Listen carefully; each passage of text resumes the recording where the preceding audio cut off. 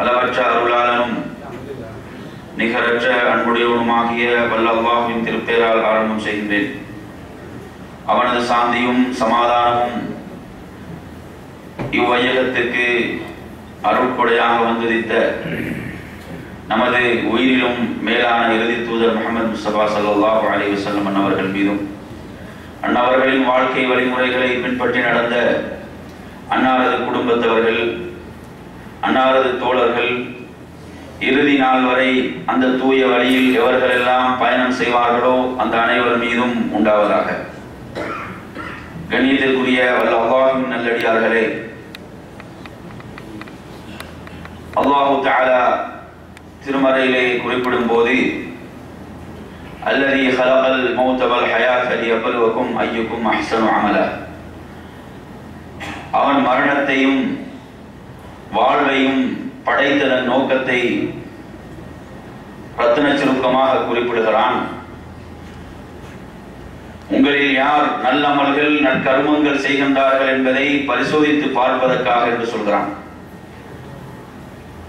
என் அருமை சகோதரர்களே, ஒரு மூமின் அவனுக்கு மறுமை வெற்றிக்காக வழங்கப்பட்ட சந்தர்ப்பம் தான் இவ்வுலக வாழ்க்கை. இறை திருப்தியை நோக்கிய மூமினுடைய இவ்வுலக வாழ்வின் பயணத்தை பற்றி ஒரு மூமின் மிக தெளிவாக விளங்கிக் கொள்ள வேண்டும். ஒவ்வொரு மனிதனும் மிக தெளிவாக இதை புரிந்து கொள்ள வேண்டும்.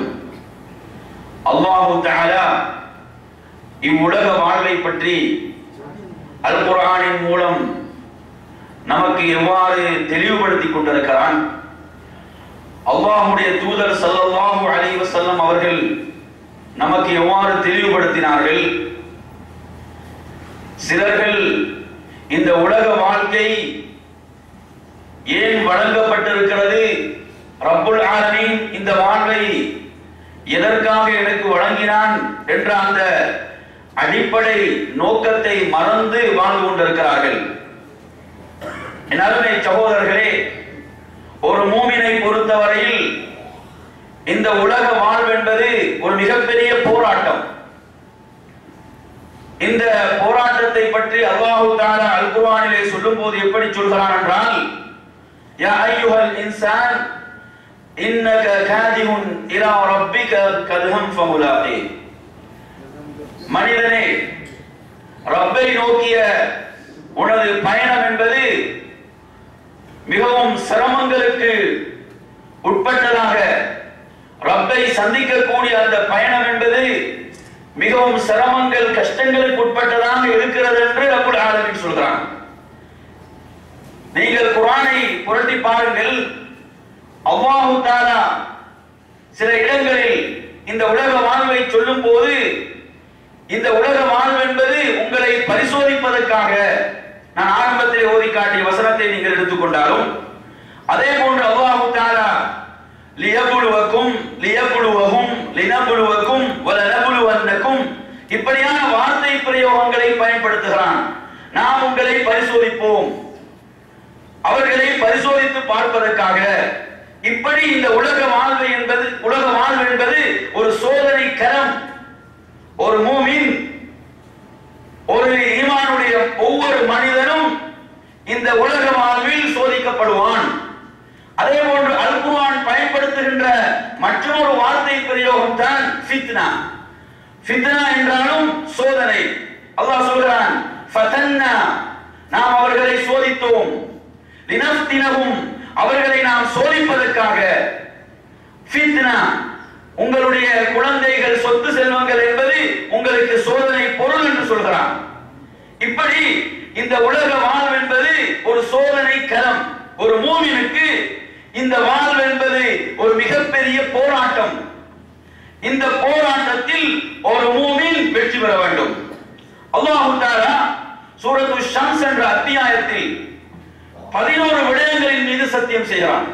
வஷம்ஸ் என்று ஆரம்பிக்கிறது. அதிலே 11 விடயங்களின் மீது ரப்புல் ஆலமீன் சத்தியம் செய்துவிட்டு இறுதியாக 10வது 11வது சத்தியம் ஃபனஃஸின் வமா ஸவ்வாஹா, நஃப்ஸின் மீதும் இந்த ஆன்மாவின் மீதும் செவ்வையாக்கினானோ அவன் மீதும் சத்தியமாக என்று சொல்லிவிட்டு ஃபஅல்ஹமஹா ஃபுஜூரஹா வ தக்வாஹா, அந்த நஃப்ஸுக்கு அல்லாஹ் ஒரு உள்ளுணர்வை ஏற்படுத்தினான். அந்த உள்ளுணர்வு என்ன? அது ஒன்று நன்மைகளுக்குரிய உள்ளுணர்வு, அடுத்ததாக தீமைகள் பாவங்களுக்குரிய உள்ளுணர்வு. இந்த இரண்டு உள்ளுணர்வுகளும் ஒருவருடைய ஆன்மாவிலே இருக்கிறது. எனவே இந்த நஃப்ஸோடு ஒரு மூமின் போராட வேண்டும். ஏன்? இந்த நஃப்ஸுக்கு இரண்டு உணர்வுகளும் கொடுக்கப்பட்டுள்ளன. ஒன்று நன்மைகளுக்குரிய உள்ளுணர்வும் தீமைகளுக்குரிய உள்ளுணர்வு, இந்த இரண்டும் கொடுக்கப்பட்டிருக்கிறது. எனவே ஒரு போராட்டம். தொடர்ந்து சொல்கிறான், அது அஃப்லஹ மன் ஸக்காஹா, எவர்கள் தங்களுடைய நஃப்ஸை தூய்மைப்படுத்திக் கொள்வார்களோ அவர்கள் உறுதியாக வெற்றி அடைந்து விட்டார்கள். வகது ஹாப மன் தஸ்ஸாஹா, எவர்கள் அந்த ஆன்மாவை அழுக்காக்கிக் கொண்டார்களோ அவர்கள் தோல்வி அடைந்து விட்டார்கள். எனவே ஒரு மூமினை பொறுத்தவரையில் இந்த உலக வாழ்வு என்பது ஒரு போராட்டம். ஒவ்வொரு மூமினும் இந்த உலக வாழ்வை எப்படி பார்க்க வேண்டும் என்றால், குர்ஆன் எப்படி பார்க்க சொல்கிறது, அல்லாஹ்வுடைய தூதர் இந்த உலக வாழ்வை எப்படி பார்க்க சொன்னார்கள், அந்த நோக்கில் நாம் இந்த உலகத்தை பார்க்க வேண்டும், இந்த வாழ்க்கை பயணத்தை நோக்க வேண்டும். அன்பிற்குரிய சகோதரர்களே, அல்லாஹ் குர்ஆனிலே சூரத்து ஸாரியாத்திலே சொல்லும்போது எப்படி சொல்கிறான், வமா ஹலக்துல் ஜின்ன வல் இன்ஸ இல்லா லியஅபுதூன், நான் மனிதர்களையும் ஜின்களையும் என்னை வணங்குவதற்காகவே அன்றி படைக்கவில்லை. எனவே நாம் அனைவரும் ரப்புக்கு அடிமைகள் இல்லையா? நாம் அடிமைகள் என்றால் எஜமானுக்கு கட்டுப்படுவதுதான் அடிமைக்கு அழகு. என் அருமை சகோதரர்களே, அல்லாஹ் தஆலா இப்படி மாத்திரம் சொல்லவில்லை. குர்ஆனிலே அல்லாஹ் இந்த உலக வாழ்வை எப்படியெல்லாம் கூறிக்கொண்டிருக்கிறான் பாருங்கள். அல்லாஹ் நீங்கள் 57வது அத்தியாயத்துடைய 61வது அத்தியாயத்துடைய 12வது வசனத்திலே நீங்கள் பார்க்கலாம். அல்லாஹ் சொல்கிறான், யா அய்யுஹல்லதீன ஆமனு, மூமின்களே, இறை விசுவாசிகளே, ஹல் அதுல்லுக்கும் அலா திஜாரத்தின் துன்ஜீக்கும் மின் அஸாபின் அலீம், உங்களுக்கு ஒரு வியாபாரத்தை, பிசினஸை சொல்லி தரட்டுமா? என்ன சிலவங்களுக்கு பிசினஸ் வியாபாரம் என்றால் பிடிக்கும் இல்லையா? பிசினஸ் என்றால் வியாபாரம் என்றால் அதில் ஒரு அலாதி பிரியம் இருக்கும். அல்லாஹ் சொல்றான், உங்களுக்கு ஒரு வியாபாரத்தை, பிசினஸை சொல்லி தரட்டுமா? உங்களை கொடுமையான நோவினை தருகின்ற வேதனையை விட்டு உங்களை காக்கக்கூடிய ஒரு பிசினஸ். அதற்கு நீங்கள் என்ன முதல் போட வேண்டும்? அதற்கு நீங்கள் போட வேண்டிய முதல் என்ன சொல்கிறான்? துமினூன பில்லாஹ், அல்லாஹ்வின் மீது நீங்கள் நம்பிக்கை கொள்ள வேண்டும். இது முதலாவது முதல். வரசூலி, அவருடைய தூதரின் மீது நீங்கள் நம்பிக்கை கொள்ள வேண்டும். இரண்டாவது முதல். வதுஜாஹிதூன ஃபீ சபீலில்லாஹி பிஅம்வாலிக்கும் வஅன்ஃபுசிக்கும், உங்களுடைய உயிர், உங்களுடைய சொத்து செல்வங்களை கொண்டு அல்லாஹ்வுடைய வழியில் நீங்கள் போரிட வேண்டும். இது நீங்கள் அதற்காக போடுகின்ற மற்ற இரண்டு முதல்கள். இவைகளை நீங்கள் போட்டு இந்த வியாபாரத்தை செய்தால் இந்த வியாபாரம் என்பது உங்களுக்கு நஷ்டமே தராது என்று ரப்புல் ஆலமீன் உத்தரவாதம் தருகிறான். வியாபாரம் என்றால் அதில் நஷ்டம் இருக்கும், அதில் லாபம் இருக்கும். ஆனால் இந்த வியாபாரம் அப்படி அல்ல, இதில் நஷ்டமே கிடையாது இந்த பிசினஸ்ல. எனவே நறுமை சகோதரர்களே, அல்லாஹ் தஆலா குர்ஆனிலே இப்படி அணுகுகின்றான். எதை? உலக வாழ்வை. அதே போன்று 42லே 20லே அல்லாஹ் சொல்கிறான், மன் கான யுரீது ஹர்ஸல் ஆখিরা நஸீத் லஹு ஃபீ ஹர்ஸி வமன் கான யுரீது ஹர்ஸத் துன்யா நூதிஹி மின்ஹா வமா லஹு ஃபில் ஆখিরাতি மின் நஸீப். இங்கே சொல்கிறான், எவர்கள் மறுமையுடைய விளைச்சலை விரும்புகிறார்களோ, விவசாயிகள் இருப்பார்கள், விவசாயிகள் விவசாயத்தை தான் விரும்புவார்கள், வியாபாரத்தை விரும்ப மாட்டார்கள். எனவே விவசாயிகள் அப்படி பேசுகிறான் அல்லாஹ். இந்த விவசாயம் எப்படி தெரியுமா? இதனுடைய விளைச்சல் உங்களுக்கு மறுமையில் அதனுடைய விளைச்சல் வேண்டுமா? அல்லாஹ் சொல்கிறான், மறுமையின் விளைச்சலை பொறுத்தவரையில் அதே அளவு தர மாட்டோம். நஸீத் லஹு ஃபீ ஹர்ஸி, அந்த விளைச்சலை நாம் உங்களுக்கு அதிகப்படுத்தித்தான் தருவோம். நீங்க மறுமையில உங்களுடைய விளைச்சலை விரும்பினார். ஒமன் கான யுரீது ஹர்ஸத் துன்யா, இவர்கள் இந்த உலக வாழ்க்கையில் தான் விளைச்சல் வேண்டும் என்று விரும்புகிறார்களோ நுதிஹி மின்ஹா, அதை நாம் அவர்களுக்கு கொடுப்போம். ஆனால் மறுமையில் எந்த ஒன்றும் இல்லை. மறுமையில் எதையும் அவர்கள் எதிர்பார்க்க கூடாது. நறுமை சகோதரர்களே, மறுமையுடைய விளைச்சலை எவர்கள் நோக்கமாக கொண்டு செயல்படுவார்களோ அவர்களுக்கு உலகம் இல்லை என்று அல்லாஹ் சொல்லவில்லை. ஆனால் உலகை மாத்திரம் உலக விளைச்சலை மாத்திரம் நோக்காக கொண்டு செயல்படுபவர்களுக்கு மறுமையில் எதுவும் இல்லை என்று எச்சரிக்கிறான். எனவே அன்பிற்குரிய சகோதரர்களே, இப்படியாக விளைச்சல் என்றும் இந்த உலக வாழ்வை ரப்புல் ஆலமீன் பேசுகிறான். மூன்றாவது ஒரு கோணம், இது மிக முக்கியமானது, இதைத்தான் நான் இன்று உங்களுக்கு தெளிவுபடுத்த விரும்புகிறேன். இதுதான் அல்லாஹ் சொல்கிறான், இந்த உலக வாழ்வு என்பது அல்லாஹ்வுக்கும் ஒரு மூமினுக்கும் மத்தியில் நடந்த ஒப்பந்தம். இந்த உலக வாழ்க்கை என்பது ரப்புக்கும் மூமினுக்கும் மத்தியில் நடந்த ஒப்பந்தம். நன்றாக இந்த தலைப்பை கவனியுங்கள். எனவே சகோதரர்களே, அல்லாஹ் தஆலா அல் குர்ஆனிலே சூரத்து தௌபா 111 வசனத்திலே சொல்கிறான், இன்னல்லாஹ அஷ்தரா மினல் முஃமினீன அன்ஃபுஸஹும் வ அம்வாலஹும் பிஅன்ன லஹுமுல் ஜன்னah يقاتلون في سبيل الله فيقتلون ويقتلون وعدا عليه حقا في التوراة والإنجيل ومن أوفى بعهده من الله فاستبشروا ببيعكم الذي بايعتم به وذلك هو الفوز العظيم. التائبون العابدون الحامدون السائحون الراكعون الساجدون الآمرون بالمعروف والناهون عن المنكر والحافظون لحدود الله وبشر المؤمنين. என் அருமை சகோதரர்களே, நாம் ரப்போடு செய்த ஒப்பந்தம் என்று அல்லாஹ் இந்த உலக வாழ்வை பேசுகிறான். இந்த ஒப்பந்தத்தில் என்ன ஒப்பந்தம் கைச்சாத்திடப்பட்டுள்ளது? நன்றாக கவனியுங்கள். ஒரு மூமின் செய்த ஒப்பந்தம் என்ன? அல்லாஹ் இந்த ஒப்பந்தத்தை சொல்கிறான்.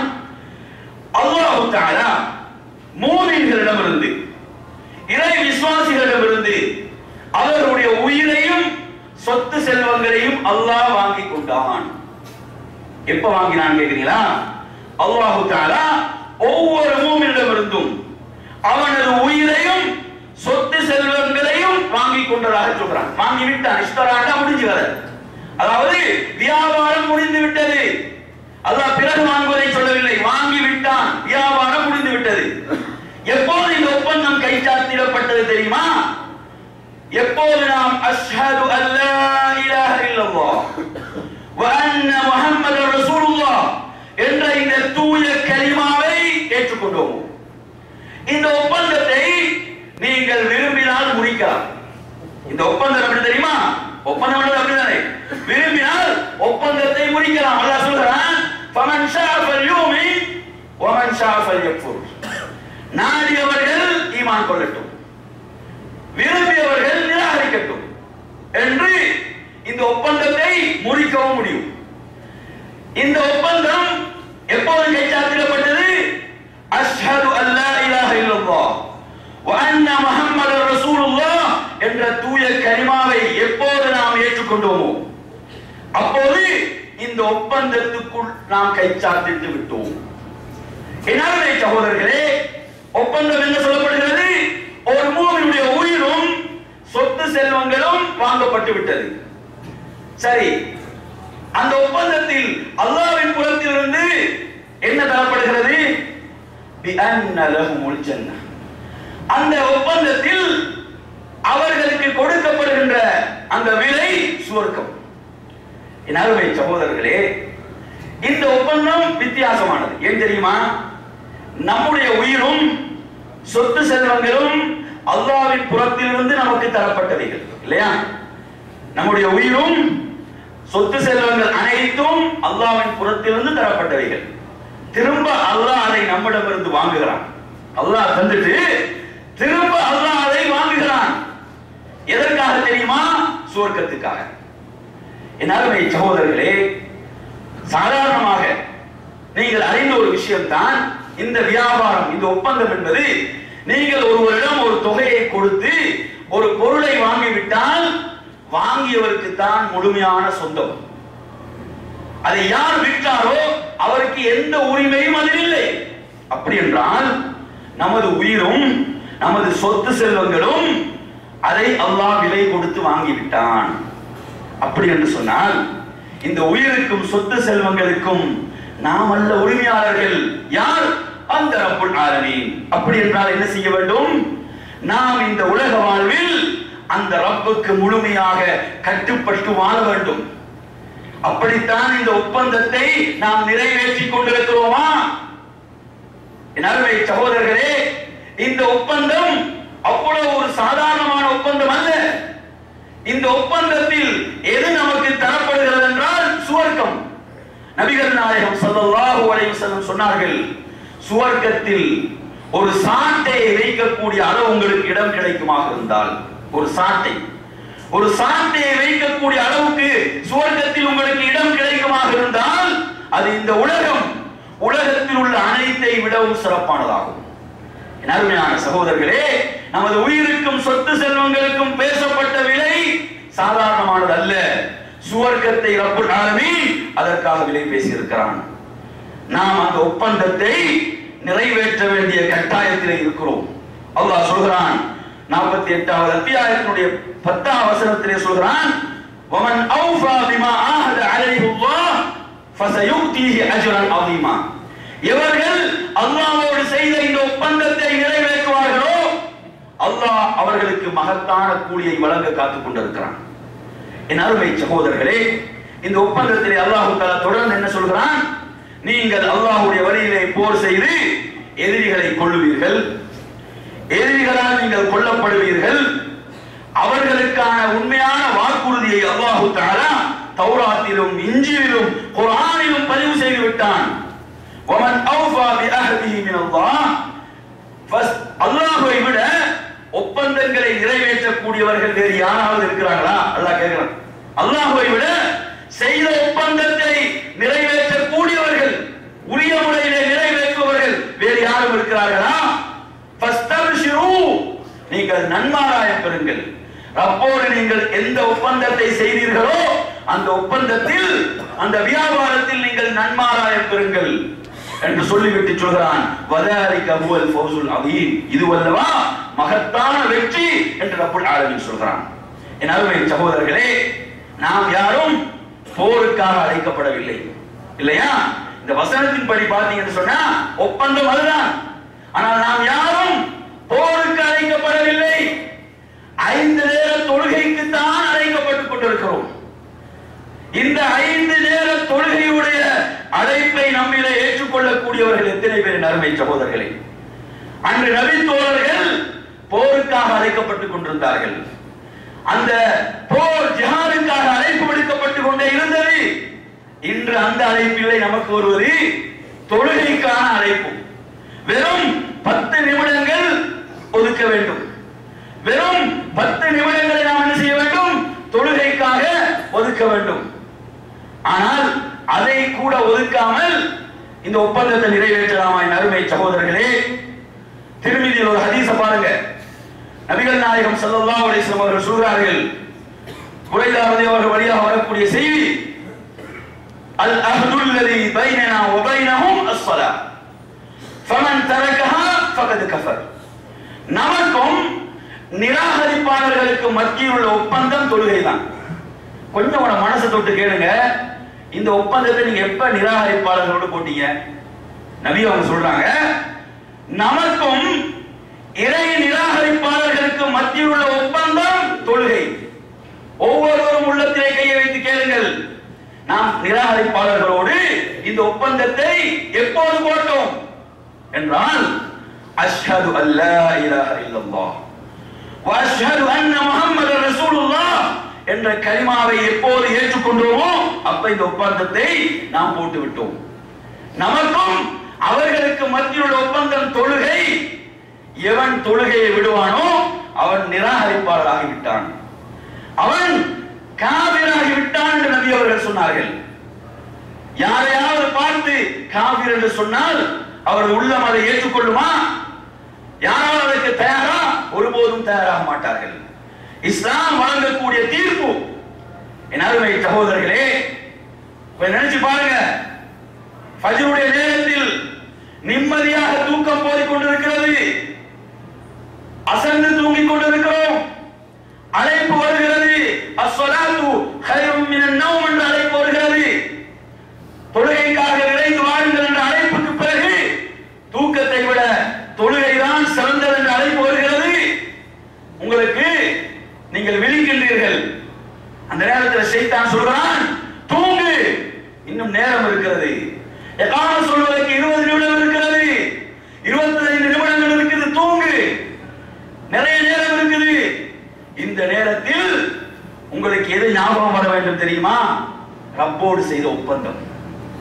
இந்த ஞாபகம் வருகிறது, நான் அல்லாஹ்வோடு ஒரு ஒப்பந்தம் செய்திருக்கிறேன். இந்த உலக வாழ்க்கையில் ரப்போடு நான் செய்த ஒப்பந்தம், அந்த ஒப்பந்தம் நினைவுக்கு வர வேண்டும்.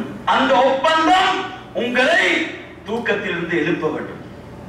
எழுப்பி நீங்கள் உரு செய்து பள்ளிக்கு செல்ல வேண்டும். நான் ரப்போடு ஒரு ஒப்பந்தம் செய்திருக்கிறேன், அது எனக்கு சுவர்க்கத்துக்காக நான் செய்த ஒப்பந்தம் ரப்போடு. இந்த நினைவு வர வேண்டும். அழகான ஒரு வியாபாரம், பிசினஸ் நடந்து கொண்டிருக்கிறது, தொழுகைக்கான அழைப்பு வருகிறது. பிசினஸா தொழுகையா? நினைவு வர வேண்டும். நான் ரப்போடு ஒரு ஒப்பந்தம் செய்திருக்கிறேன், அந்த ஒப்பந்தத்தை நான் நிறைவேற்றி ஆக வேண்டும். அது சுவர்க்கத்துக்கான ஒப்பந்தம். என் அருமை சகோதரர்களே, அதே போன்று தவறான பாவமான காட்சிகள் எல்லாம் இன்பமானது. பாவம் என்பது என்னது? இன்பமானதாகத்தான் இருக்கிறது. நபி அவர்கள் சொன்னார்கள், ஹுஜிபத்தின் நாரு பிஷ்ஷஹவாத், நரகம் என்பது மனோ இச்சைகளை கொண்டுதான் சூழப்பட்டிருக்குது. பாவங்கள் என்பது இன்பமாகத்தான் இருக்கும். ஆனால் ஒப்பந்தம் நினைவுக்கு வர வேண்டும். நீங்கள் பார்க்கின்றீர்கள் சினிமாவுடைய காட்சிகள், முன்னால் சினிமா ஓடிக்கொண்டிருக்கிறது, ஞாபகம் வர வேண்டும், நான் ரப்போடு ஒரு ஒப்பந்தம் செய்திருக்கிறேன், எனது பார்வைகளை நான் தாழ்த்த வேண்டும். இந்த சினிமா ஹராமாக்கப்பட்டிருக்கிறது, இதை நாம் பார்க்க கூடாது. இன்று வேதனை என்ன தெரியுமா? தமிழ் உலகத்தில், தமிழ் மக்களுக்கு மத்தியில் சினிமா இரத்தத்திலே ஊறி போய்விட்ட ஒன்றாக மாறுகின்றது. எடுத்து பார்த்தீங்கன்னு சொன்னா, சாதாரணமாக பேசும் போது கூட குர்ஆன்ல ஹதீஸ்ல இந்த உதாரணத்தை எடுத்து வைப்பாங்கன்னு பாத்தீங்கன்னா, அவன் காமெடியையும் இவன் ஜோக்கையும் அதைத்தான் உதாரணமாக எடுத்து வைக்கிறார்கள். குர்ஆனில் இருந்து ஹதீஸில் இருந்து உதாரணங்களை முன்வைக்க வேண்டிய நாவுகள் எதை எடுத்து வைக்கிறது? உதாரணம் சினிமா, பேச்சுடைய பாணி சினிமா. அல்லாஹ் பாதுகாக்க வேண்டும். என் அருமை சகோதரர்களே, நாங்க பார்க்கிறோம், உட்கார்ந்து இந்த ரெஸ்டாரண்ட்களில் சாப்பிடும் போது அதிகமான நம்ம சகோதரர்கள் எதை பற்றி பேசுவார்கள்? அந்த சினிமா ரிலீஸ் ஆகிருக்குது, அதை பார்த்தியா, இப்படி பேசுகிறார்கள். எனவே அருமை சகோதரர்களே, நாம் அல்லாஹ்வோடு செய்த ஒப்பந்தம், அதே போன்ற ஆபாசம், இன்றைய உலகிலே நாம் வாழக்கூடிய இந்த தொலைத்தொடர்பு சாதனங்கள் நிறைந்த இந்த உலகிலே என் அருமையானவர்களே, ஆபாசமான விரசமான பக்கங்களை தேடுவர்கள் தான் அதிகம். அந்த பக்கங்களை பார்ப்பவர்கள் தேடுவர்கள் பில்லியன் கணக்கு தாண்டி இருக்கிறது. என் அருமையானவர்களே, ரப்போடு செய்த ஒப்பந்தம் நினைவுக்கு வர வேண்டும். அதே போன்று வட்டி இன்பமாக இருக்கிறது, ஒப்பந்தம் நினைவுக்கு வர வேண்டும். நான் ரப்போடு ஒரு ஒப்பந்தம் செய்திருக்கிறேன், வட்டியை அவன் ஹராமாக்கி இருக்கிறான், இதன் பால் நெருக்கக்கூடாது. இன்னும் வேதனை என்ன தெரியுமா? நமது சகோதரர்கள் தொழுகையிலே முன்சஃபிலே இருக்கக்கூடிய பலர் நாம பார்க்கிறோம். கம்பெனிகள் கேம்புகள் எல்லாம் போய் பார்க்கும் போது அவர்கள் அதிகமானவர்கள் லாட்டரிக்கு அடிமையாக இருக்கிறார்கள். லொட்டரி என்று சொல்வார்கள். இந்த லாட்டரிக்கு அடிமையாக இருக்கிறார்கள். அருமையானவர்களே, கஷ்டப்பட்டு வியர்வையை கொட்டி உழைக்கிறான். அந்த உழைக்கக்கூடிய அந்த பொருளாதாரத்திலே விஷத்தை கலப்பது போன்று ஹராத்தை கலக்கிறான். அருமையானவர்களே, இப்படி பாவமான காரியங்களின் பக்கம் ஷைத்தான் தூண்டும் போதெல்லாம் செய்த ஒப்பந்தம் நினைவு கூற வேண்டும். நான் ரப்போடு ஒரு ஒப்பந்தம் செய்திருக்கிறேன், அந்த ஒப்பந்தத்தை நான் நிறைவேற்றியாக வேண்டும். என் அருமையானவர்களே, அபூ தாவூதில் இடம்பெறக்கூடிய ஒரு செய்தியை பார்க்க